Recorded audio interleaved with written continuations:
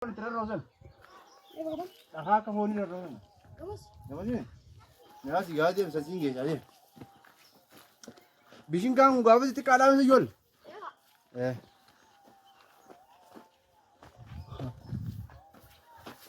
Hah?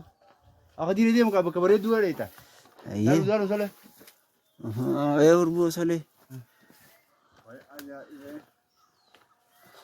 Lalbo wan namni phone kan ramura tempat katulah. Kaya ramu fakate. Di kira mau nih nanti. Aku sudah urun nak ni mergata beredu ni. Iya. Abdul Nasir Ahmad Ali. Gue dah apa ni? Jual mana jual ni? Oh tu apa bishan sel lalu sih? Bishan jual ni, nun bar agar tiada, oh bishan ini anjani.